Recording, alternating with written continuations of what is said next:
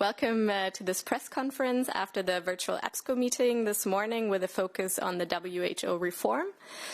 We are joined virtually by Health Minister Jens Spahn in Berlin and Commissioner Kyriakides in Brussels. Welcome. Just a short note in terms of housekeeping. Just a quick reminder for everyone to please turn off your microphones when you're not speaking.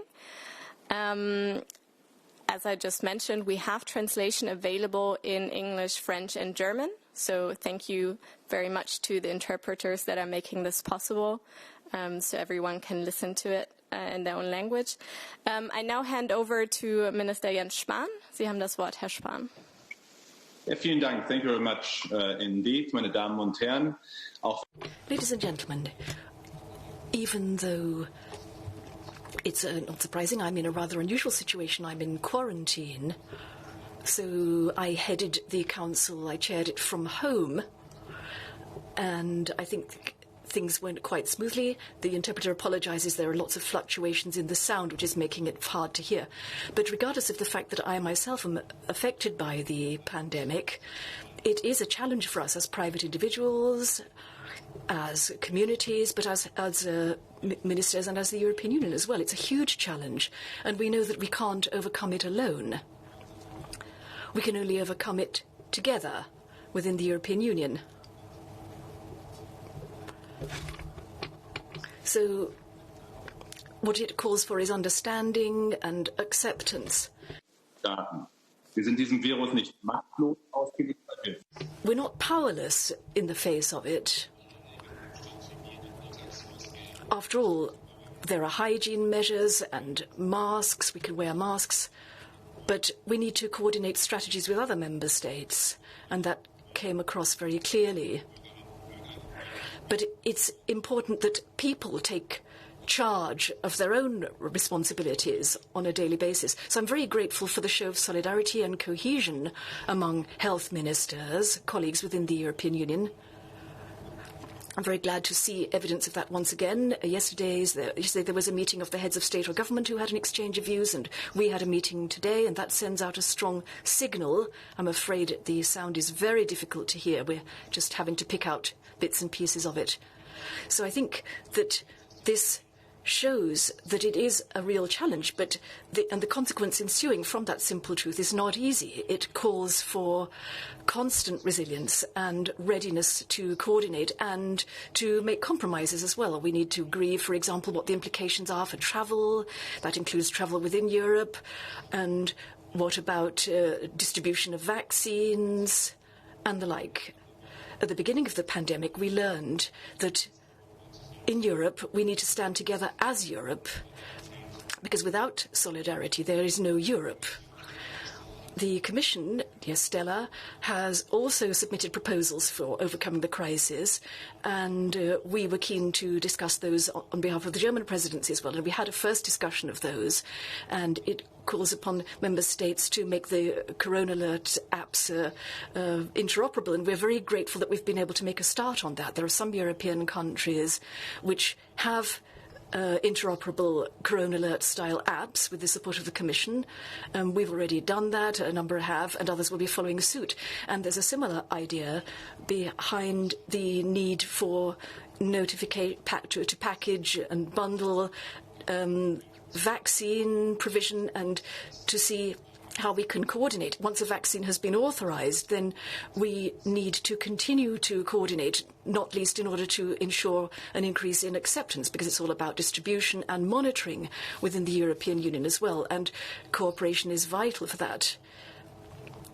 We need to monitor vaccination strategies, and we very much welcome the proposal for coordination of these strategies. So we welcome the proposals tabled by the Commission and its institutions, and the contribution that we've been able to make to that. We need to strike a balance, after all, between national competences and European competences, and we need to draw upon support and expertise in all quarters. Everyone within the European Union very much appreciates that. I'm grateful that today we were able to reach a common understanding as to how in the European Union we should accompany the forthcoming WHO reforms, we need to play an important part in that. We want to ensure that the WHO is more transparent, more effective, and has more clout. And there's one thing which is very important as part of that. The WHO can only be as good as we allow it to be.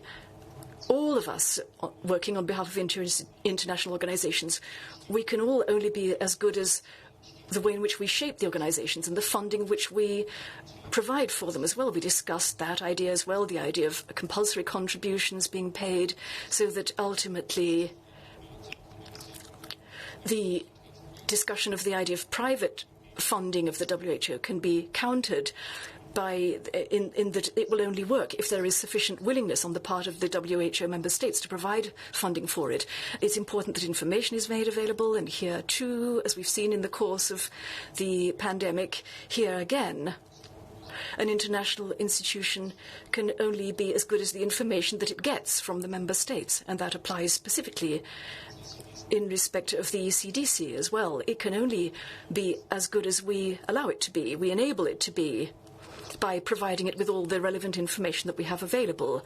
And that also applies in respect of governance of the WHO, for example, in terms of the interplay between the headquarters in Geneva and the various WHO bodies elsewhere. That's part of the day-to-day interplay between those bodies, and the emergency mechanisms as well. We were interested in all these issues and we discussed them among the member states, and for the first time we have a common position on behalf of all 27 regarding the reform process of the WHO. And now, after the formal vote on that, we intend to table that and raise it on the 9th of November at the WHO General Assembly as an EU position, so that we can pull together to campaign worldwide to ensure that the reform process can be taken forward, working with the European Union, but with other parts of the world as well. The German presidency feels that the meeting of health ministers today sends out a very important signal in respect of the challenges facing us regarding the pandemic and the fact that we need to overcome them together. Thank you very much, Mr. Spahn. For my oversight, there's also a translation into Italian, Spanish and Dutch for you available. I now hand over to Commissioner for Health and Food Safety, Stella Kyriakides.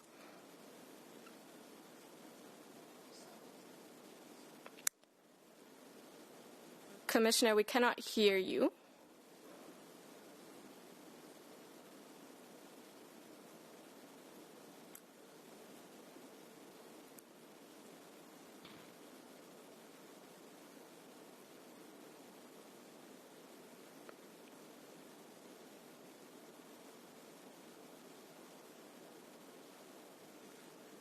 Now it should work. I see your microphone. No.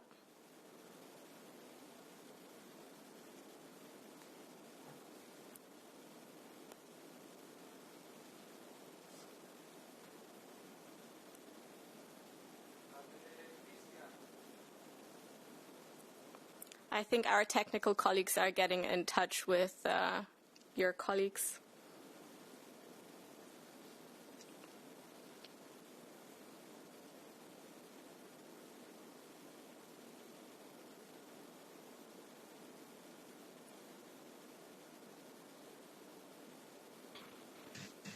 Excuse me, Commissioner Kyriakides, can you speak? Because you are unmuted. Can you say something? Okay. No, you are unmuted on a Zoom conference, but we cannot hear you.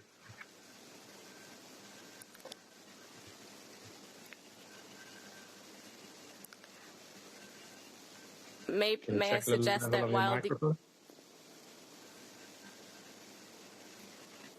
we give the Commissioner a few minutes, maybe we just take the first question.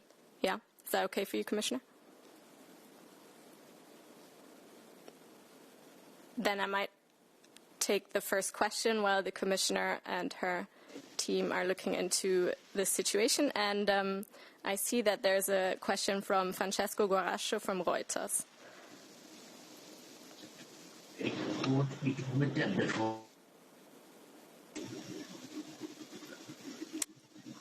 Can you hear me? Hello, yes, can you hear me? Sorry, I was... can you hear me? Yes, Francesco, we can hear you. Hello? Yeah, sorry. So my question is also for both Minister Spahn and for Commissioner Kyriakides. I hope she can hear me. I have two questions. The first on the WHO reform. So now you have a common position among EU states. So what's the next step?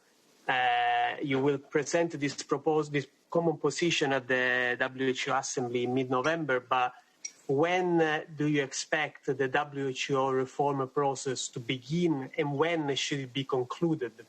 And also, have you discussed your proposals with other WHO countries like China? So this is the first question. The second question is about for both is about the pandemic in Europe. Germany has announced a partial lockdown this week.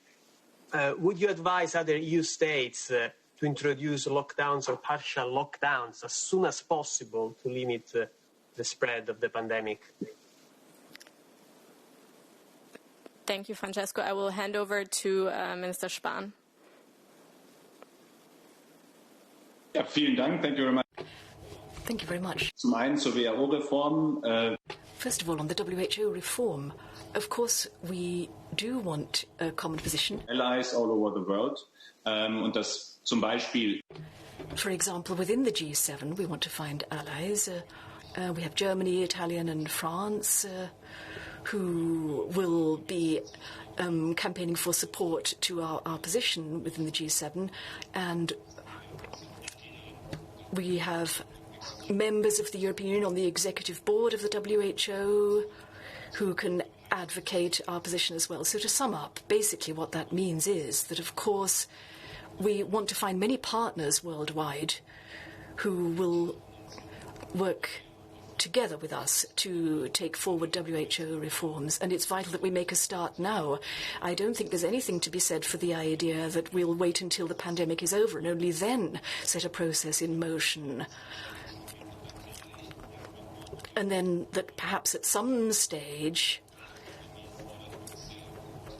we will decide to do something. No, there's a real acute need further to in the light of the current pandemic, and so I think that in parallel with that we need to have the WHO reform debate taking place. As it already begun in May, it will now be continued in November.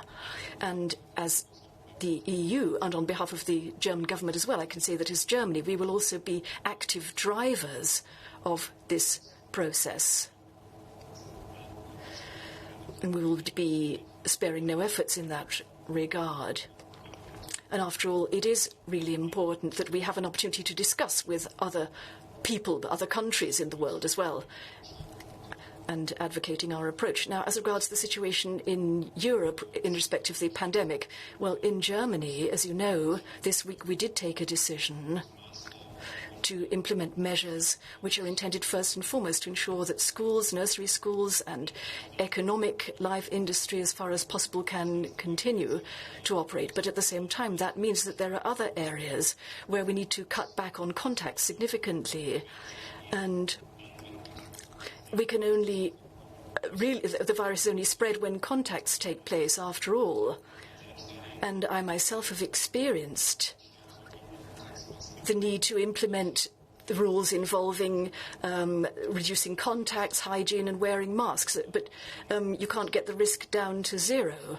But in view of the rapid developments taking place in the whole of Europe, in almost all European countries, they're taking measures to reduce contacts. And we want to try to keep schools and nursery schools open and to keep the economy running as far as possible as well, to keep industry going. But that means that in other areas we have to cut back on contacts in our private lives and in terms of our leisure activities, the hospitality industry. And all in all, we want to try to get things under control again, get a grip on things again. And my impression is that all other European countries are taking action along very similar lines, albeit in different situations in some instances. The situation in some European countries, at least in terms of the numbers, the figures, is far more dramatic than it is in other countries, which means that an appropriate response needs to be forthcoming when it comes to reducing contacts in order to reduce the spread of the virus. Dank, Herr Spahn. I will try again with Commissioner Kyriakides. Can you... Do I have sound now? Yes, we can hear you. I apologize about that. This is technical difficulties. I'll immediately come to the questions, and if after the questions then you would allow me to give my introductory statements, that would be a great help. Of course. First of all, in terms of the question on WHO, Minister Spahn has already answered a great deal of that. What I would say is that the Commission is already one of the major funders of WHO, and I think that this is extremely important. For us at the moment, what is important to highlight is that we need to work with all international organizations globally when dealing with the pandemic. This has become even more evident over the last few months, and it is only by strengthening these organizations that we can move and be more effective together. So we have, as EU institutions in 2019, provided over 101 million to WHO. And we are together with Germany and others. We are funding it, one of the third highest funders of it. So for ourselves, it's extremely important that we move ahead with these reforms with WHO in order to be able to face the current situation. Now, in terms of the epidemiological situation in the recent weeks, we have seen a steady number of increase of cases across the member states in the last few weeks. We have seen a steady number of the increase of hospitalizations and sadly also an increase in the mortality. This, of course, is a highly concerning situation for us, and we are at the moment working very closely with member states in order to improve and further improve cooperation and coordination with the European Centre of Disease Prevention and Control. Minister Spahn has already shared with you that in order for us to be effective, we need to have information sharing, we need to have data shared with ECDC so we can be effective. There is a real risk now that health systems will be overwhelmed with the increasing number of cases, and we are working at the European level to ensure that there is as close as possible collaboration and solidarity in order to be able to face the current situation. Thank you. Thank you very much, Commissioner. Just a quick reminder to the journalists to please use the raise hand function if you have a question so that we can see it here. I see there's a question from Nikos from Bloomberg. Nikos? Yes, can you hear me? Yes. Yes. So, Commissioner, you said that there is a real risk that some health systems will be overwhelmed. I was wondering how many ministers briefed you today at the call that their health systems are near collapse, hitting maximum ICU capacity. How soon do they expect this to happen? And whether you discuss a backup plan for the transfer of patients and what you will do in the case where a health system gets overwhelmed and it cannot really offer appropriate health treatment? Thank you for that question, Nikos. Of course, this was not discussed in detail of the call today, but one that I would say is that we have been supporting member states since the last first wave of this pandemic to be ready for this situation. And they are much more ready than they were then. We have launched joint procurement procedures to allow them to procure key protective equipment and medical equipment, including ventilators. We have joint procurement frameworks, which we launched in October with Gilead for remdesivir. We have mobilized 100 million euro from the emergency support instrument for MESI, and we are calling on member states to use the Commission's early warnings and response system to organize cross-border transport of patients and offer for hospital beds. What is extremely important to understand, and I will also add here that we're now working towards collecting information from member states to be given to us, to ECDC, on their ICU capacities, because unless we have information, we're not able to act. But what I think it is important here is to understand that we are able, through the measures that are being put in place and through communicating with citizens of their role, their proactive role in adhering to these measures, that we are able to, as we have before, control the numbers of this pandemic and in this way lessen the burden on the health systems. But it is important that we understand that this is a joint effort and that citizens have a very active part to play. Thank you. If I might just shortly comment or add something, because of course Germany right now is in still the lucky position to take patients for ICU treatment from our neighboring countries. That makes us first of all humble and grateful that we are lucky enough to support our neighbors. And so far we have taken patients to the Netherlands. Of course we will help Belgium and the Czech Republic. And we will help all our neighbors as soon as they ask for support. We will support by taking patients into our ICU capacities as long as we can. And for now, for today, I can say we still can. Thank you both. There's another question from Carlo Matuscelli from Politico. Yes, hello. Thank you for taking my question. My first one is for Minister Spahn, and it's, is it appropriate for the EU to seek to take a leading role in global health and in WH reform, given that the bloc is having such difficulties in battling the pandemic? We have large countries in Asia, such as Japan, South Korea, or China, that have been more effective in battling the virus. And then I have a second question on the topic of ICUs. The Commission President announced last night that 220 million euros had been allocated for this. I wanted to know, other than Germany, what other countries have indicated that they're willing to take patients from across borders? Thank you. Ich beginne vielleicht mal. Well, perhaps I'll start with the question as to why the European Union should do this. Well, first of all, there is a commitment to international cooperation in the field of health as well.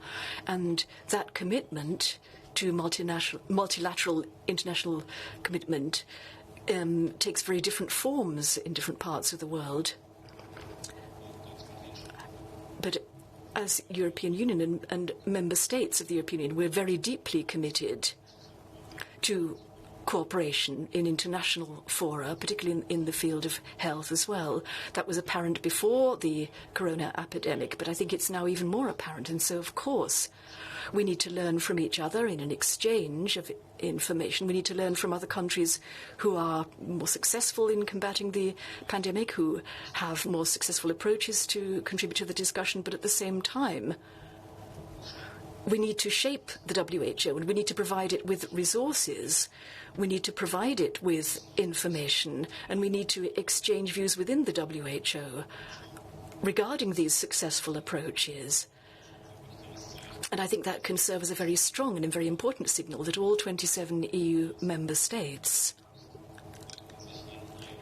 are equally willing to take on a commitment to do just that. It's not that it's the EU on its own in the WHO.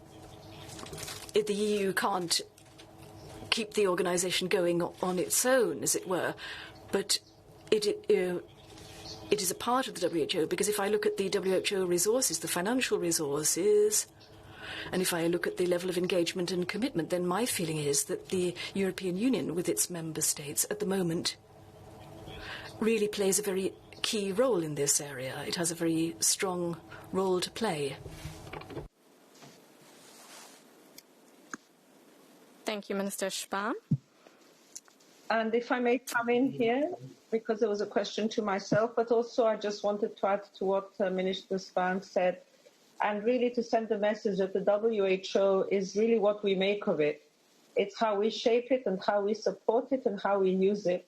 So we need to ensure that we have an efficient and a stronger and a transparent WHO, because this is important when we're dealing with global problems. For your second question on how many member states, this is at the moment we're looking at this to see which member states may need help. But as you heard from Minister Spahn, Germany is already reaching out, and I know that other member states already have. Thank you. Thank you. And apologies, Commissioner Kyriakides. Do you want to give your statement now, or would you like to, when we wrap up, to give your statement at the end? I think we're covering a lot that is in my statement in the questions, and I don't want to take up people's time. So let's just go on with the questions. I'm fine. Thank you. Okay, thank you. So we have two more questions. I see one from Tommaso Gallavotti from ADN Kronos. Yes, good afternoon. Thank you for taking my question. It's a question for the Commissioner, for Commissioner Kyriakides, if I may, because President von der Leyen the other day during her press conference, she mentioned the extreme best case scenario as far as vaccines are concerned. I wonder if you can tell us, explain us, which is the worst case scenario. I guess there is a worst case scenario, but if there is a best case, there should be also a worst case scenario as far as vaccines are concerned. Thank you. So the worst case scenario is that we don't find a safe and effective vaccine. That would be for myself the worst case scenario. And the best case scenario is that clinical trials give the results that we hope that they will give in the next few weeks and early months, and that we will have a safe and available vaccine or vaccines available within 2021. As a Commission, we have been working intensely with the Member States, and I want to thank especially all the Member States and the Presidency for really the support with a European vaccine strategy in order to be able to secure with advanced purchase agreements a wide portfolio of vaccines. We've signed so far 3 contracts. Another 3 to 4 are in the pipeline and hopefully will be completed soon. And we're already working with member states with a vaccine for their vaccine strategies, because what we need to understand is that once a vaccine is available, it needs to be deployed, stored, and reach citizens as quickly as possible. And member states need to have both infrastructure and systems ready. And we're already working with member states to make sure that this is in place. Within November, we will be looking back to member states to see how this is moving. So we have said many times that the way out of this pandemic, which will not be a silver bullet, it's not going to end the day we find a safe and effective vaccine. We're going to need to learn to live with measures for a while, but we are doing everything possible as a European Commission with the member states to find a safe and effective vaccine. Thank you. Thank you. I just might add what is important for a positive scenario is acceptance by the people. And for that, and I'm very grateful for the approach we have taken together with the Commission, for that it is important, first of all, to have transparency, and that is what we have, a very transparent way of our strategy and of promoting it. It is very important to make clear that we are actually having several technologies actually that we are contracting, so we are not just putting everything on one horse, so to say, in this race.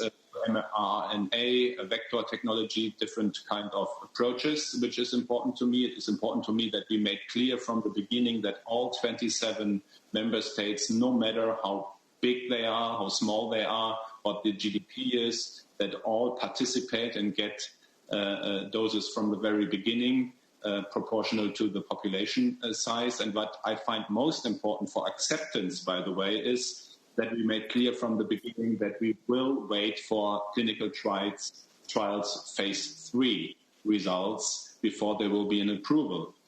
This will be a vaccine that will be vaccinated 100 million, if not billion, of times worldwide. And for that, it must be sure that it is secure and safe. And that is the European approach we have. And that is very important for acceptance, because there is no sense in having a vaccine that is not accepted broadly by the people. Thank you very much. I think we're all hoping for that best case scenario to play out soon. So I see one last question from Sophie Petitjean from Agence Europe. Oh, sorry, there's another. Okay. So Sophie? Yes, hello, Sophie Petitjean, Agence Europe. Can you hear me? Yes. Yeah, can you hear me? Yeah, perfect. Thank you very much for this press conference. I'm sorry I missed the beginning, so I hope my question won't be the same as the beginning. So there was an AOB on borders and on free movements. Can you maybe give us a bit more details about what was said and if direction was taken? And also about yesterday's meeting of EU leaders. A question to Madam Commissioner. So you put on the table many documents, strategies, recommendations, and so on. I'm just wondering whether you received any, I don't know, green light on something very concrete or specific regarding your concrete proposal, because it's very broad, and for me it's like everyone is repeating that we need coordination, cooperation, and so on, but concretely, what has changed between, I don't know, the beginning of the week and today after 3 high-level meetings? Thank you.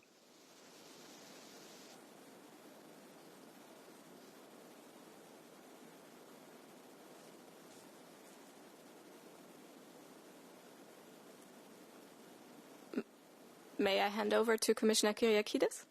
I couldn't hear the question at all. I'm sorry.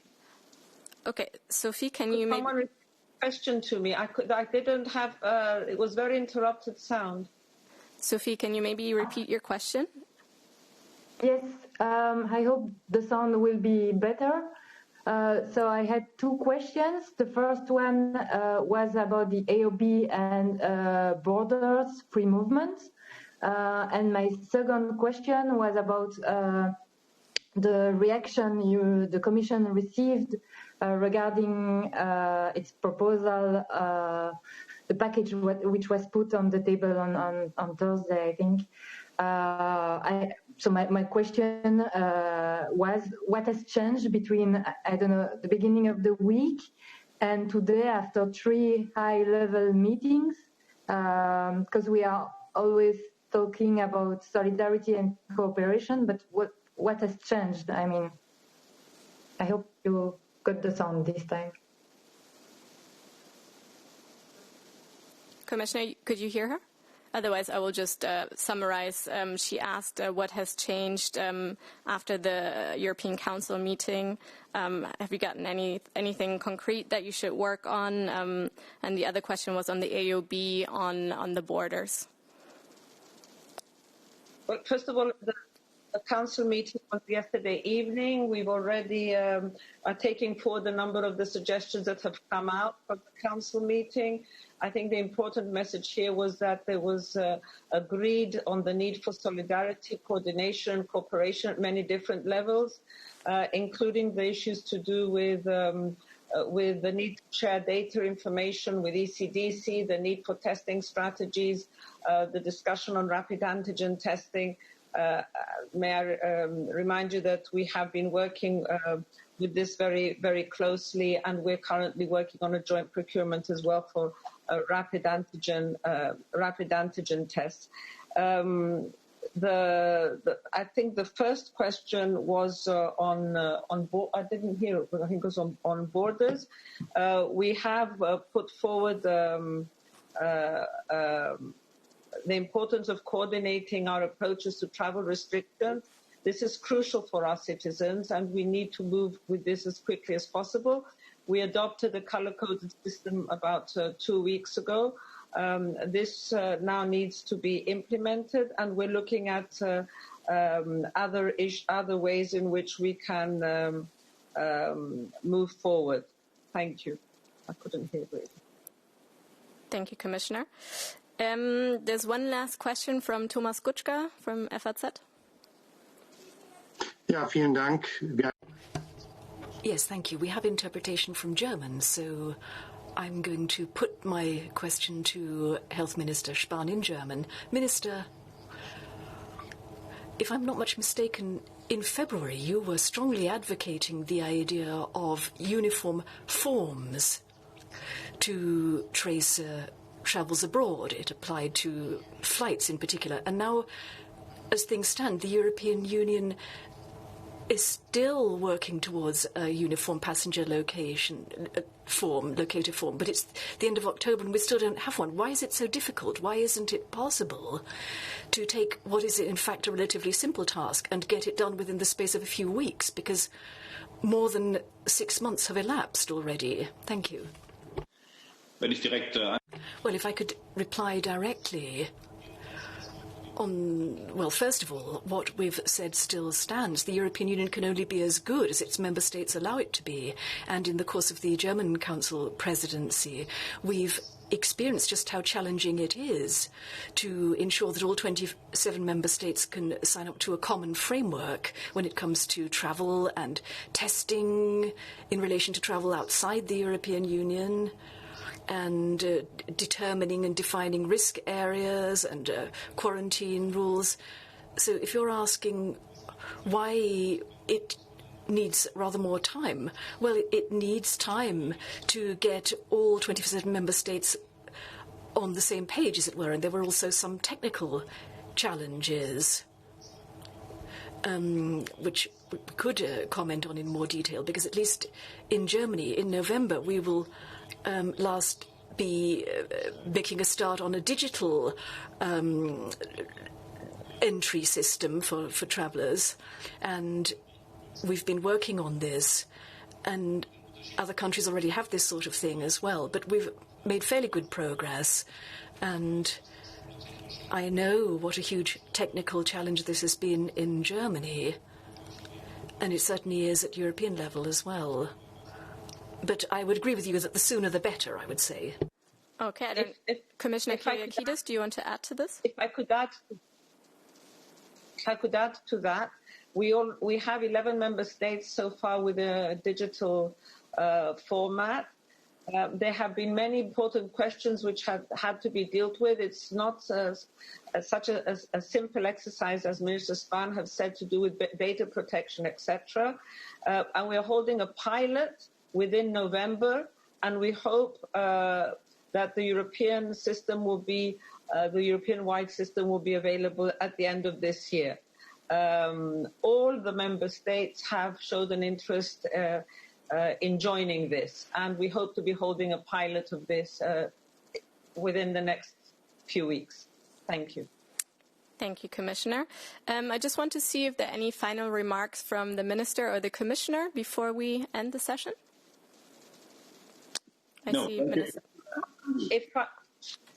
If I may, just one or two final remarks, because I think it is important that we highlight some of the areas. First of all, at the Special European Council yesterday, President von der Leyen presented additional measures that need to be taken by member states in order to have this better coordination, cooperation and solidarity for travel and for everything else. And this is why we highlighted as well a strategy on testing and the rapid use of antigen tests, which we'll be coming forward with as soon as possible. But testing alone is, as I said, not enough. We need to have reliable data and smooth information flows so as to be able to make correct decisions. And this is also impacts on having a common approach on travel. So I therefore urged again ministers to provide ECDC with the speedy and accurate information of their epidemiological situation. This better coordination will bring, as Minister Spahn said, more trust and more predictability. And this is something we need to build upon. Having a vaccine itself is not going to solve the problem. Vaccination is going to solve the problem.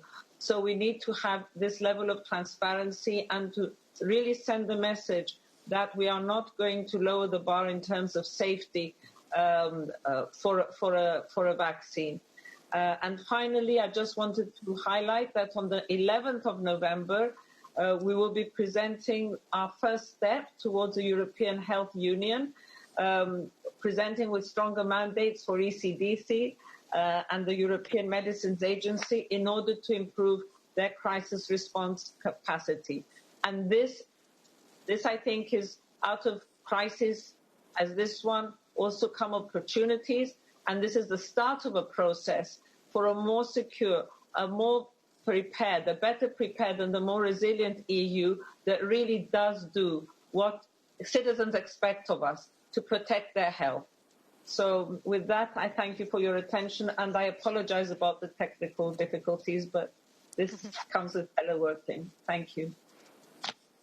If you allow, now I would dare to just add that under the German presidency, we want to take up, of course, then as soon as possible and as quick as possible the proposals by the Commission that were just announced by Commissioner Kyriakides for the 11th of November.